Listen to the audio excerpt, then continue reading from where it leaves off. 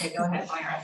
Great. Well, thanks everyone for joining us today. I know we have some members of the public and also nutrient work group members. And this really is just a presentation overview on the water quality programs within DEQ.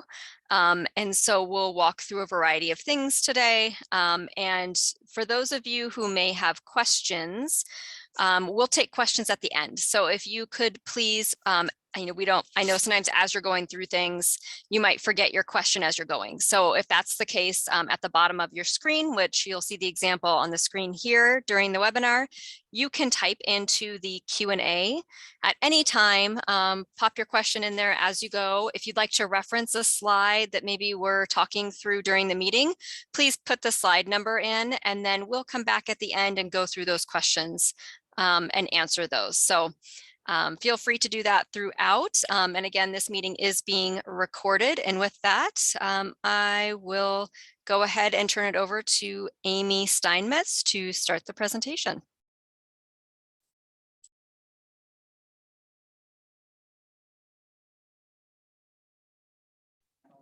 Sorry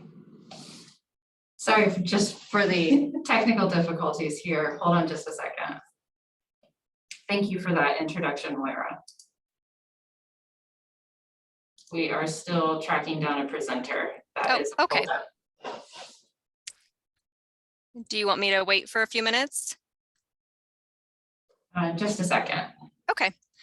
Well, as I just had mentioned, this is an overview of the Water Quality Act programs within DEQ. So you're going to get an overview of each of those programs and how they interact together. And so you will hear from a variety of our team members as we're going through, including Amy Steinmetz, our Water Quality Division Administrator, Mila Kelly, our Water Quality Standards and Modeling Section Supervisor, Darren Cron, our Monitoring and Assessment Section Supervisor, Christina Staten, who you've already heard from a little bit on TMDL Planner, and then Eric Trum, our Nonpoint Source and Wetland Program Supervisor, and Rainey Devaney. So with that, I think I can turn it back over to Amy. All right, thanks, Moira. And as Moira said, I'm Amy Steinmetz. I'm the Water Quality Division Administrator, and I'm just going to take a couple of minutes to give a high-level overview before I pass things off to the supervisors who you saw listed on the slide before. You can see on the slide here, DEQ's mission is to champion a healthy environment for a thriving Montana. That's what each of us at DEQ strives for when we come to work. And we do that within a very specific regulatory framework. DEQ has mining laws, air quality laws, drinking water laws, remediation laws, and laws intended to protect surface and groundwater, among others.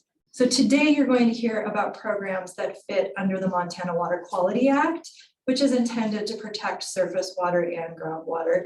And this won't even give an explanation of all of the programs, but it will give a really solid basis of the programs that implement the bulk of the Water Quality Act. So next slide, please. And this is a list of the programs that you're going to hear from today. So water quality standards are the cornerstone of the Water Quality Act programs. Water quality standards are set to protect the beneficial uses of a water body. If the standards aren't properly set, the rest of the programs will have problems because they rely on the standards to ensure protection of beneficial uses. Water quality standards are then implemented in water quality assessments, and you'll hear from Darren Crone about the Water Quality Monitoring and Assessment Program. DEQ writes total maximum daily loads, or TMDLs, for water bodies determined to be impaired through the assessment process, and you'll hear Christina Staten talk about the TMDL program.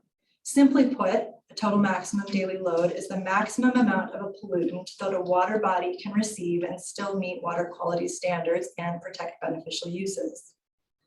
TMDL documents then provide waste load allocations and load allocations, and those are used in permits and non-point source management plans respectively, which you'll hear Rainey Devaney and Eric Trum talk about toward the end of the presentation.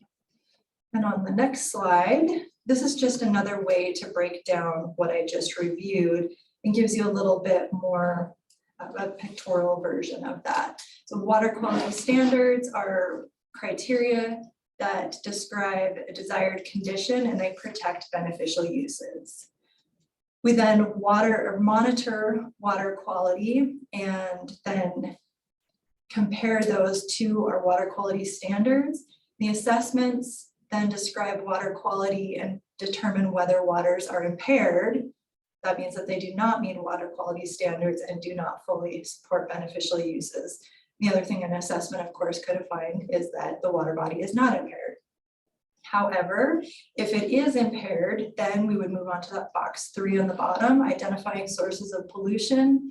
And this is an estimate, or we estimate the amount of pollution from those identified sources. From there, we move into the total maximum daily load process, where we determine reductions that are needed for impaired waters to meet water quality standards.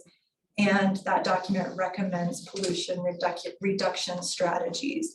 And then finally, in that 6th box, we take the TMDL, the results of the TMDL, and the waste load allocation and load allocation that I mentioned earlier are used to support efforts to reduce point and non-point sources and protect and restore water quality. And then this is a circular, iterative process of ensuring that water quality in Montana is protected. There, I'm going to pass it off to Marla Kelly, who is going to talk about water quality standards. All right, thanks, Amy. Hi, everyone. Can you hear me okay? Yes. Yeah, okay, great. Awesome. Okay, Marla Kelly, I'm the Water Quality Standards and Modeling Section Supervisor. And I'm sure, as you all know, I'm sure that most of you on the call have a general understanding of standards, but I'm going to give you a little more information today because as Amy was saying, it really does sort of set the foundation for some of our other programs that we'll hear from. So as you probably all know, Montana has been delegated authority under the Clean Water Act to establish water quality standards, again, for the protection of beneficial uses. So we have water quality standards for multitudes of pollutants, and those standards provide a measure for how clean we want our water. Our water quality standards are housed in Rule and also in DEQ 7 and in DEQ 12A as well. So in circular and in Rule. And when we say how clean we want our water, what do we mean by that? And what we mean by that is how are we using that water? So we want clean water for aquatic life to propagate, for recreation, for swimming, sometimes for drinking water, sometimes for agriculture, sometimes for industry purposes. And these are all what we call our beneficial or our designated uses. And our standards are established to protect those beneficial uses of our water bodies. So the standard, the criteria, whether it's a narrative or a numeric standard, really represents a value or a condition in the case of a narrative standard at or below which we have certainty that the beneficial use is protected. So those are how our standards are established. Also incorporated as water quality standards is our concept and regulations around the topic of non-degradation. And what this is the prevention of significant change in water quality that lowers the quality of high quality water for one or more parameters. So the way I think about that in just a more, simplistic form is as clean water for the sake of clean water. So where we have water bodies with pollutants that are below the water quality standard, those are high quality waters for that particular pollutant. And the goal of non-degradation is to prevent significant lowering of that water quality. We want to maintain that high quality water. And high quality water is determined on a pollutant by pollutant basis. So you could have a water body that was high quality water for a particular pollutant, but it may not be a high quality water for another pollutant because it was exceeding the standard for one pollutant and not exceeding the standard for another pollutant. Water quality standards can be driven by state level science, or most often by national EPA guidance. And that national EPA guidance is what we refer to as 304A guidance. But all water quality standards that are adopted by the state must be approved by EPA in order to be used for Clean Water Act purposes. And when we say that, we mean all of the programs that you'll hear from now: assessments, TMDLs, permit limits. And this approval process pertains to variances and UAAs as well, which I'll talk about just on the next slide. So go ahead to the next slide, please, Christina. Great, thank you. So recognizing that not all waters are the same, and not all waters require the same water quality standards in order to protect those beneficial uses, we in Montana organize our waters through a classification system, with each classification assigned specific beneficial uses. And that's portrayed in this map here that you can see. Hopefully the colors come out okay online. But our water bodies have been classified. Again, that's portrayed in this map. Beneficial uses of water bodies can be changed.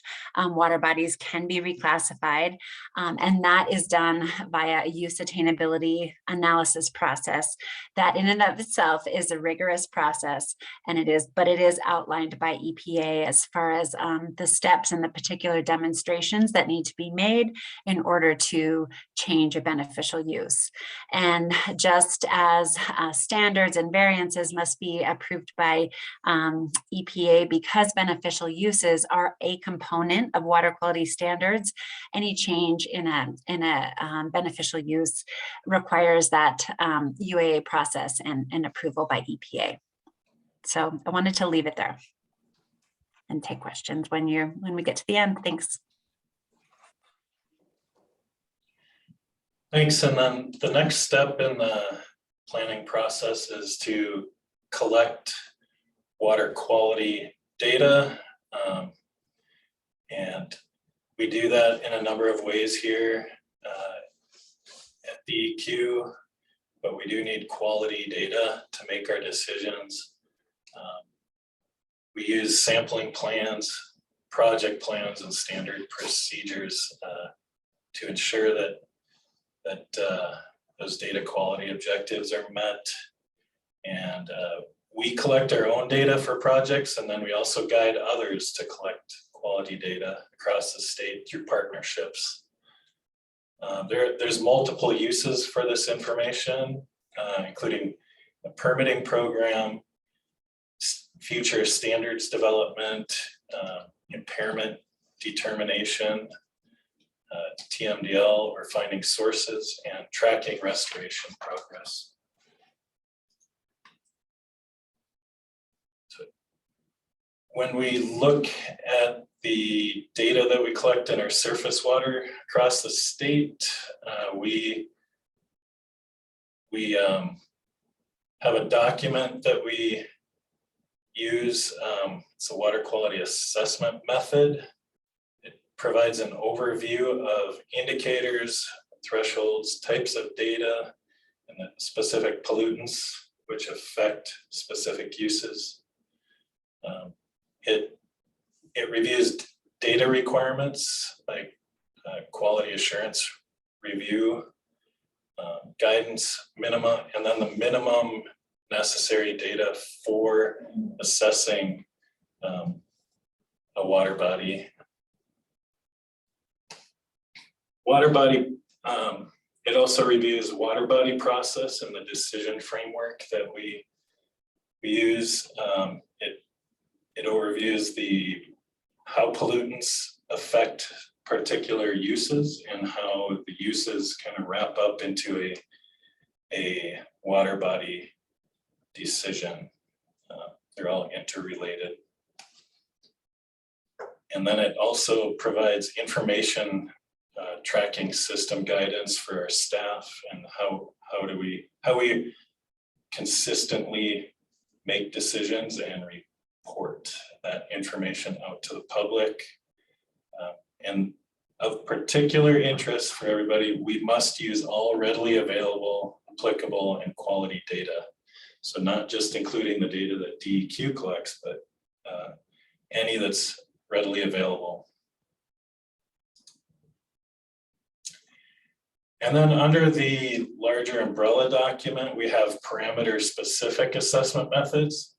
They provide detailed review of specific statistical processes for each pollutant or group of pollutants. And we periodically revise these or develop new parameter-specific methods. There's a list of our existing methods, and then another list of those in development right now. We have a big push to develop a number of parameter or pollutant-specific assessment methods right now.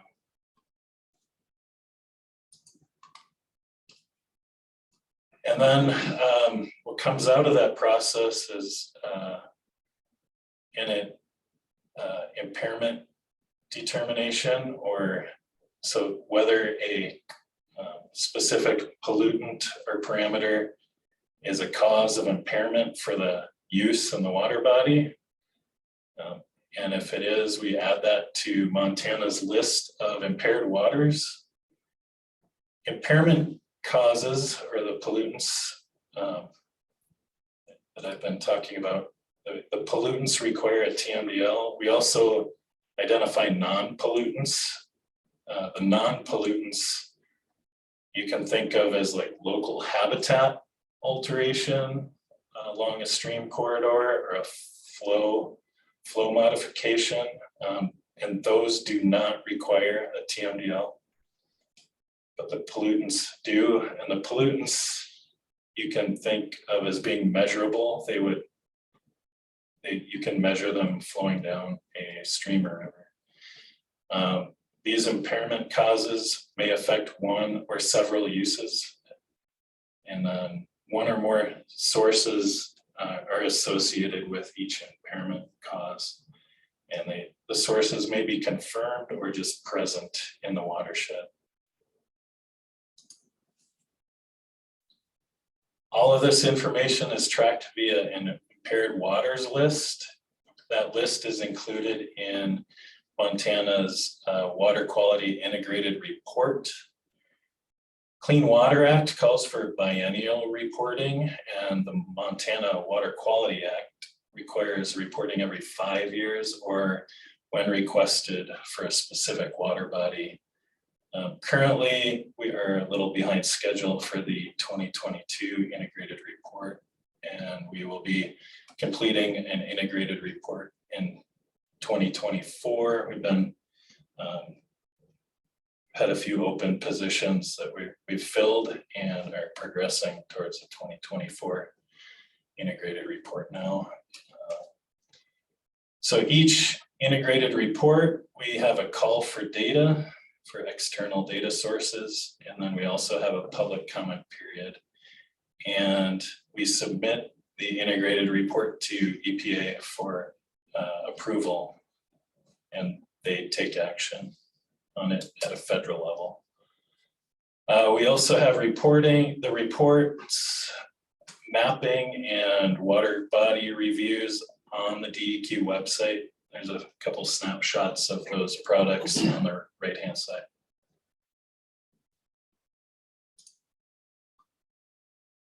So as Darren said, the Montana Water Quality Act requires DEQ to write TMDLs for pollutant causes of impairment. Pollutants are things like nutrients, which is nitrogen and phosphorus, metals, sediment, E. coli, salinity, and temperature. And those are the most common pollutants for which we write TMDLs in Montana. TMDL stands for total maximum daily load, and as Amy said, it is the maximum amount of a pollutant that a water body can receive and still meet water quality standards. The graph shown on this slide is a concept of a TMDL. The full bar chart there represents the total current load of a particular pollutant in a water body. The green portion of the graph represents the TMDL, or the allowable load. And therefore, the purple portion is the amount of the pollutant that needs to be reduced to meet the TMDL and therefore water quality standards. In Montana, TMDLs are developed at a watershed scale. Therefore, they address cumulative impacts. They incorporate multiple source types, both regulated and non-regulated, and that would be point sources and non-point sources. They guide future restoration work and prioritization of projects, and they help landowners identify ways to protect water quality. And the picture on this slide is meant to represent a watershed with multiple sources of pollutants in it. And a TMDL would address all of these sources of pollutants. There are 5 main steps for how a TMDL is developed. And the first is to define the water quality targets, which represent conditions where the water quality standards are met. As Mila said, we have both numeric and narrative water quality standards. Where there is a numeric standard for a pollutant, that typically becomes the water quality target. Where there is only a narrative standard for a pollutant, DEQ develops targets that translate that standard into a numeric value. And I also wanted to note that targets are closely linked to what's in the water quality assessment methods that Darren talked about. The second step is to define the TMDL, or the allowable loading rate. Now, how this is done varies by pollutant. For some pollutants, this is a multiplication of the water quality target concentration times the stream flow. And all TMDLs are expressed as daily loads. Some are expressed as pounds per day. Others are expressed on an annual rate as a % reduction, as we do for sediment TMDLs. The third step is to determine all the significant sources of the total pollutant loading in the water body. And then we allocate the allowable load to all those significant sources. And the picture on this slide is of a TMDL planner looking at the amount of sediment coming off of an unpaved road at a stream crossing, which is one of our source assessment methods. And all TMDL documents include water quality improvement recommendations. And there's a note on this slide that since this presentation is being given for the nutrient work group and members of the public, we wanted to note that it will be our goal, DEQ's goal, to conduct revisions to TMDLs and to develop new TMDLs in conjunction with development of adaptive management plans, but this won't necessarily always be the case. So this is a conceptual diagram of TMDL allocations. There's the bar chart again, with the green part representing the allowable load at a given flow. And that green portion, the allowable load, is allocated out to the sources, which are represented by this pie chart.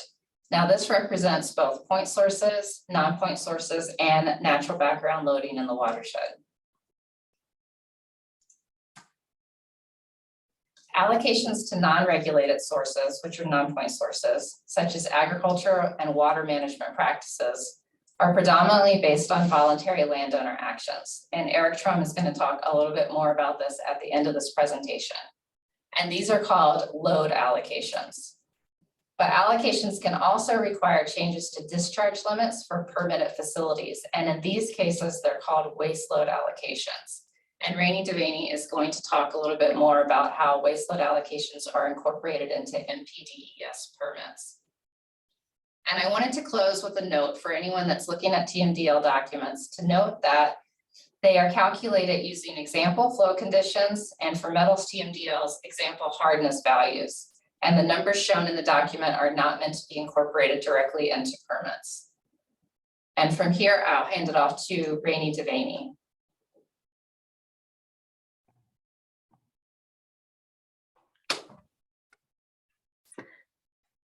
Hello, I'm Rainey. I manage the Montana Pollutant Discharge Elimination System Program, or the MPDS program. So this first slide you're seeing is just an overview of the bureau that the MPDS program is housed in. Water Protection Bureau has a variety of regulatory programs. I'm not going to go into any detail on any of these other than the surface water discharge permitting program. We'll focus on that today. So next slide, please. So the Montana Pollutant Discharge Elimination System program, or the surface water permitting program, we regulate. So we're regulating any point source discharge of pollutants to state surface water.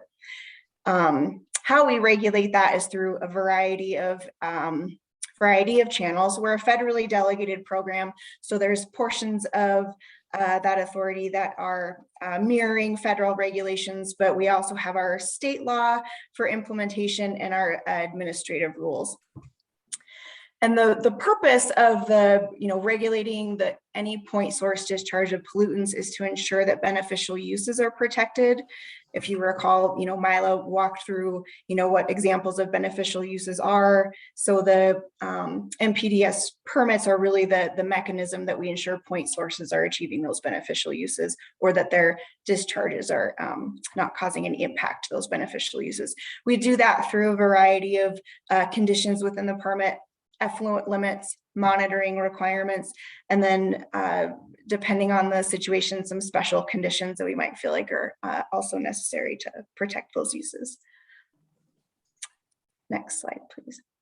So the permit limit types. So we have two really broad categories, or two kind of general ways that, effluent limits will end up in an MPDS permit. So the first one I wanted to chat about was technology-based. So technology-based effluent limits, as we refer to them, are TMDLs, are the minimum level. So they're the minimum level of treatment that's required for any industry type.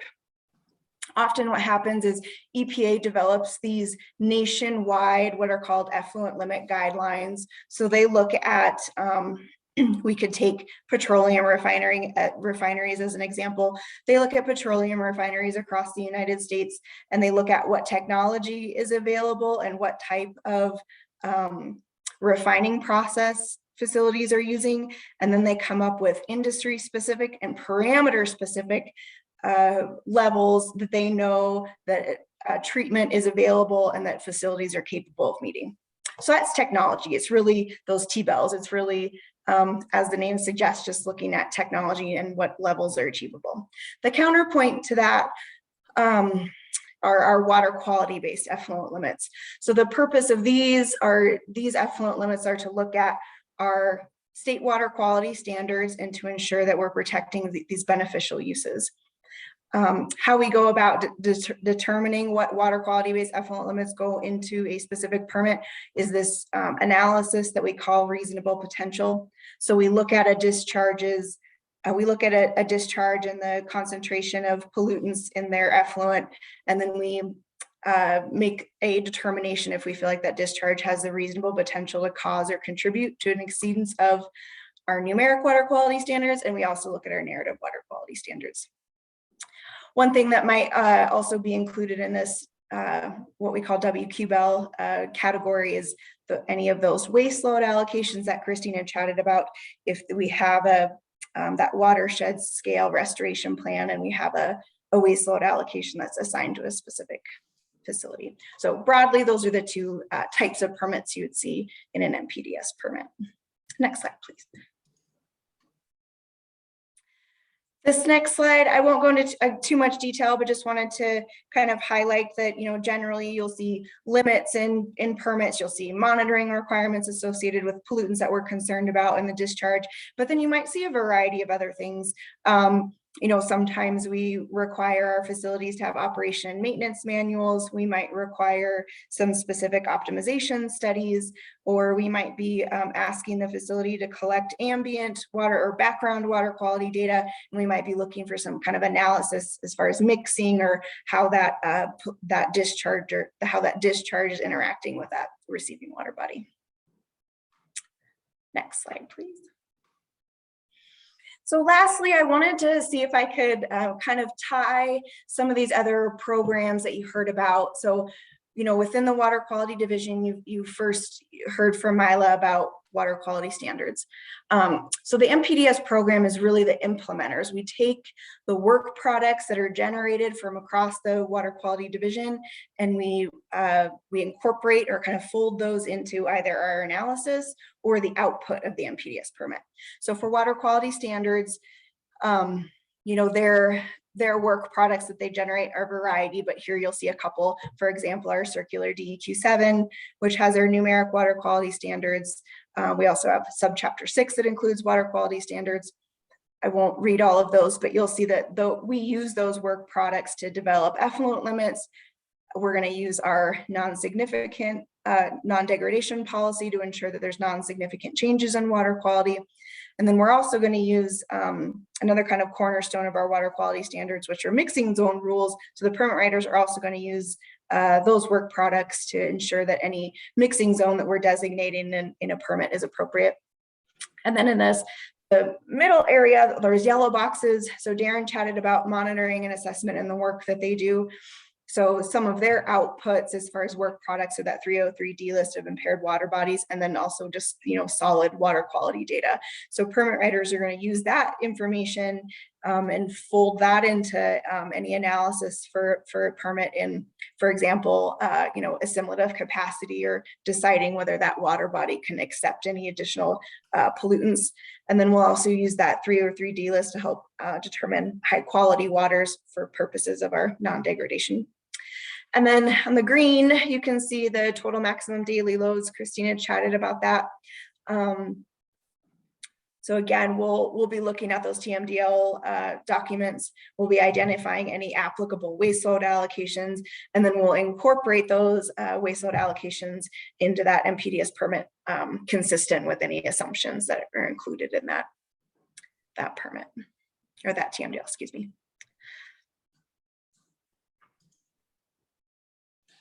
Thanks, Rainey.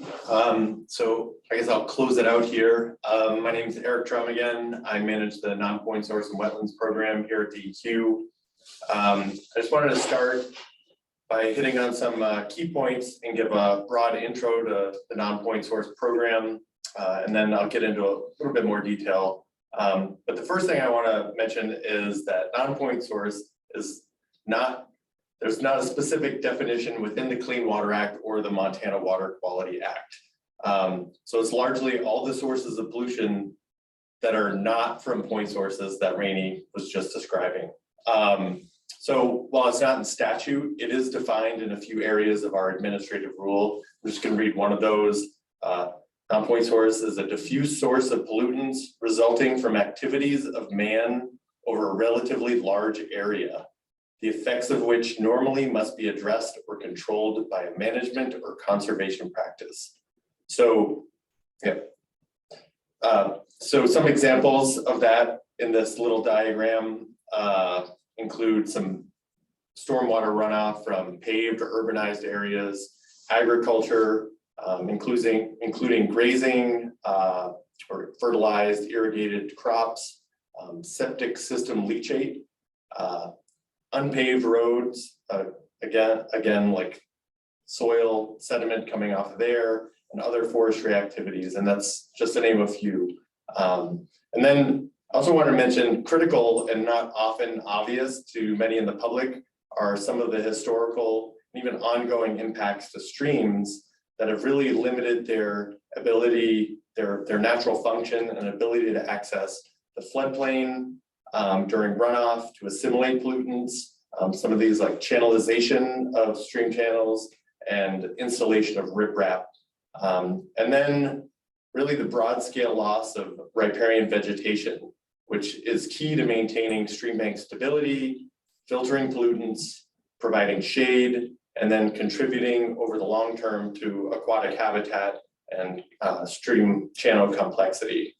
And the other key point that I want to make is that addressing non-point source pollution is largely voluntary. As Rainey mentioned, they're regulators. Our program is non-regulatory, as articulated, in our guiding laws and rules. And then, because non-point source is the result of these broad scale and diffuse sources, addressing it requires this broad buy-in and participation from the general public. So our program really emphasizes education and outreach and engagement with state, federal, local agencies and local organizations, as well as just individuals who can affect change. And this is often those stream-side landowners or others. So this really makes our work with partners critical to reaching some of those landowners. And while DEQ, we continue to develop credible science within all our programs, the limiting factor for getting a lot of these projects on the ground is really the willingness or ability to encourage the public to take individual action. So our program works to develop a lot of win-win opportunities with public and provide some of the technical and financial support. That financial support primarily comes through roughly $1 million in federal project funding that we distribute annually in a call for projects. So next slide. So our non-point source management plan, which we update every 5 years, lays out non-point source issues and ways we can work together as agencies, private organizations and individuals to address non-point source pollution. In order to do this, we've articulated some of the opportunities to inform Montana citizens about non-point source pollution, its effects, and the solutions to address it. It identifies how non-point source is currently being addressed by partners. Again, local, state, and federal programs. And then how DEQ works with those partners to provide kind of the statewide leadership towards implementation.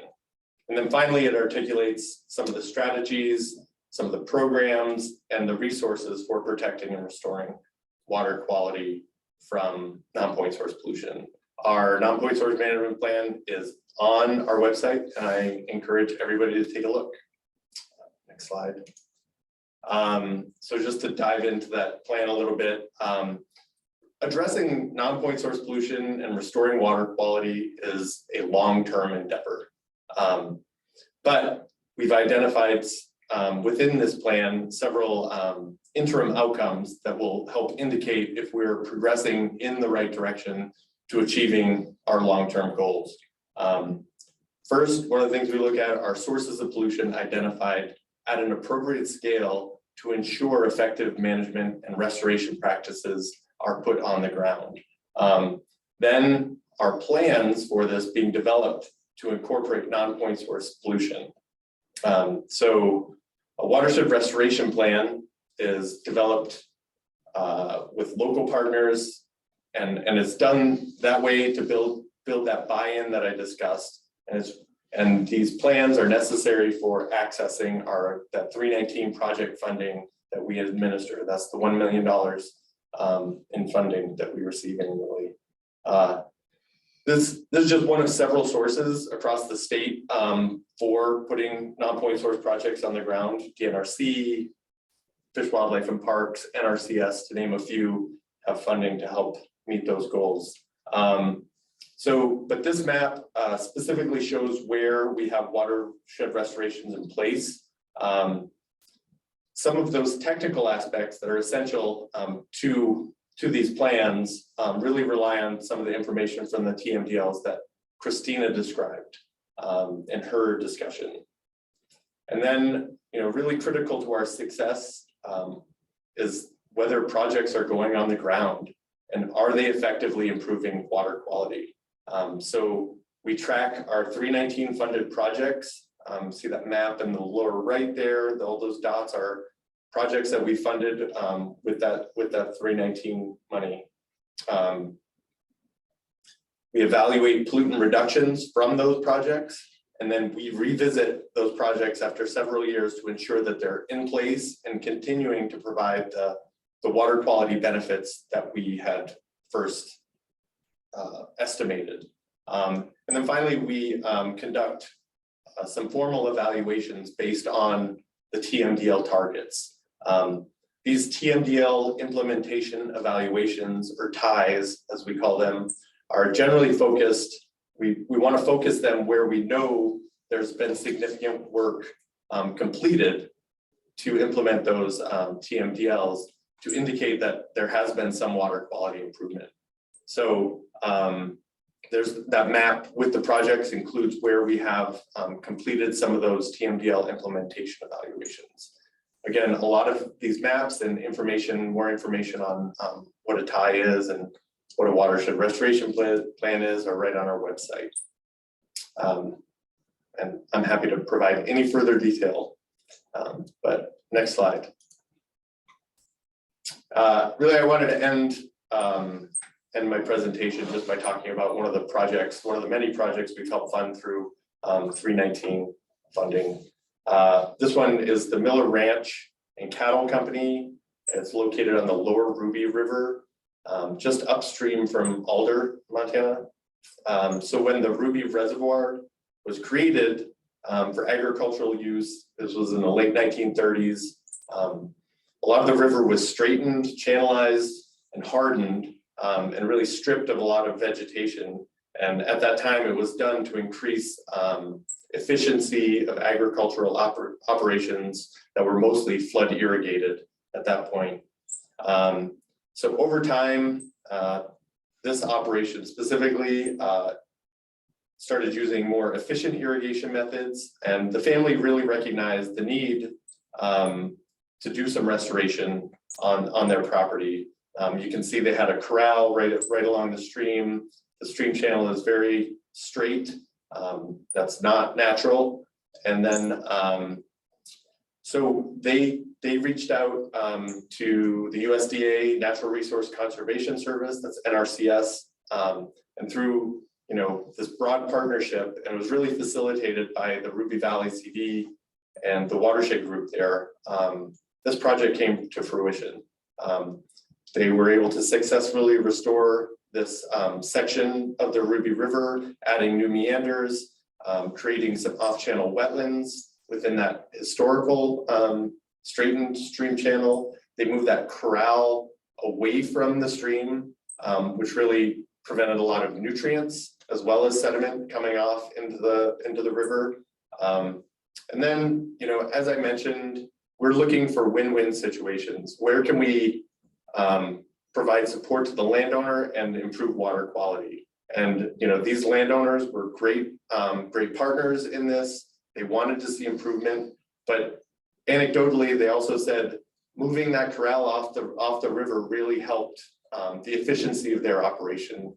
And it was something they had wanted to do for a while. And we were able to provide some funding, and our funding helps leverage additional funding. So that little over $100,000 that we were able to provide, which is a fairly significant chunk of our funding, really turned into close to $1 million in funding to make this project happen. We saw significant sediment as well as some nutrient reductions from moving that corral off the channel. And again, I listed all those partners just to emphasize this doesn't happen without broad statewide partnerships, and it doesn't happen without those landowners buy-in. And by creating those win-win situations, those landowners are able to talk to their neighbors and say, hey, we did this project, it helped our operation, it helped water quality, why don't you give it a shot? And though that word of mouth communication from landowner to landowner is one of the most valuable pieces of education outreach that we have. So that's all I have.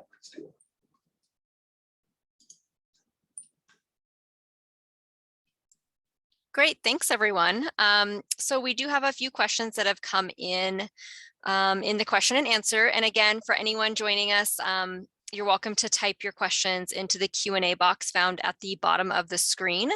I'm just going to double check. I didn't see any phone callers. Nope. Okay. So yep, anybody who's online can type in there, and I'll go ahead and start with the first question, which I believe is for Mila and Darren. It's from Patricia Simmons. She asks, since Montana has changed from numeric to narrative standards, slide 8, how will this change your methodology in DEQ? And do you have approval from the EPA to make this change?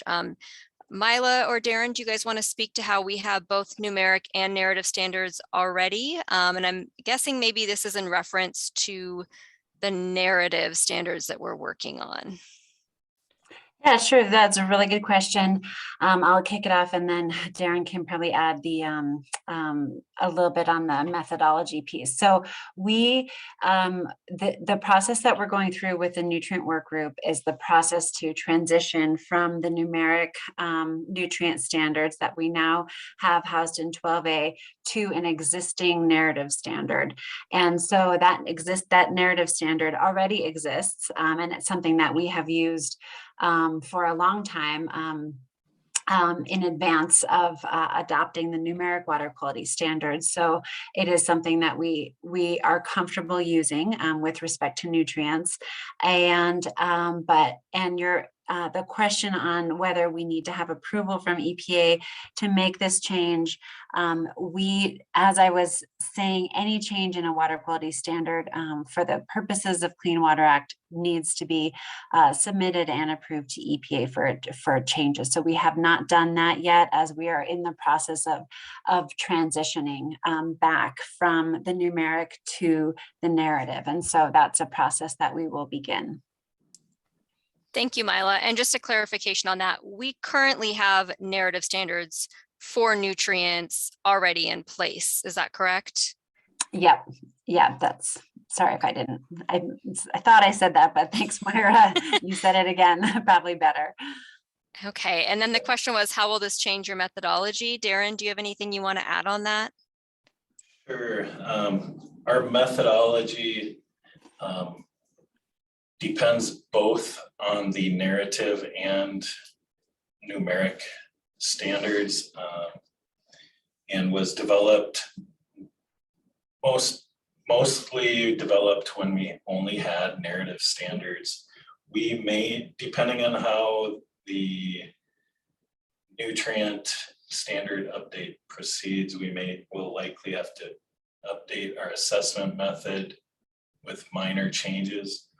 One thing that can change with narrative versus numeric standards in our assessment methods is that if we have numeric standards, we have to apply those independently.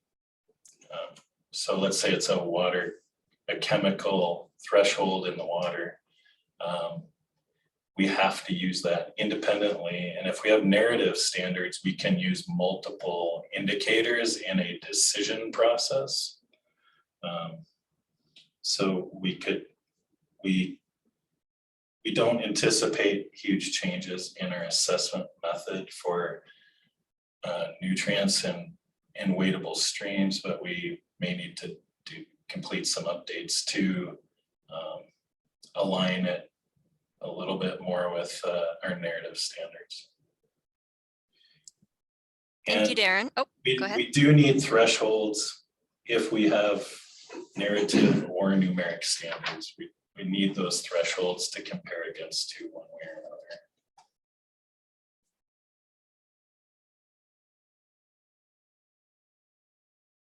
Great, thank you. The next question is also from Patricia Simmons. The question is, what is your plan to address pharmaceuticals as a pollutant? And she references slide 12. Yeah, I can maybe start with that one, Moira.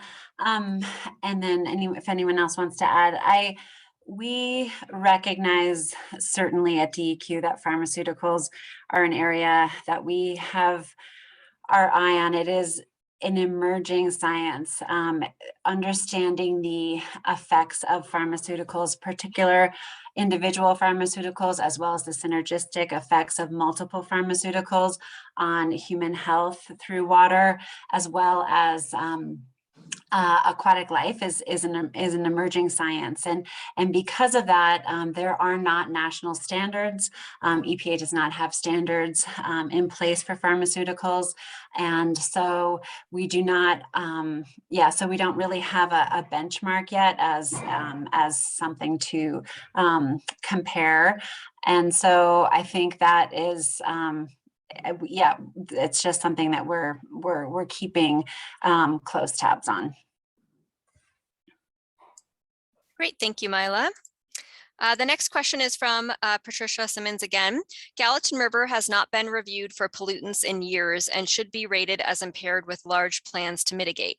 What are you doing about this? Is algae growth in a river a pollutant? Darren, do you want to speak to the integrated report process and the Gallatin River?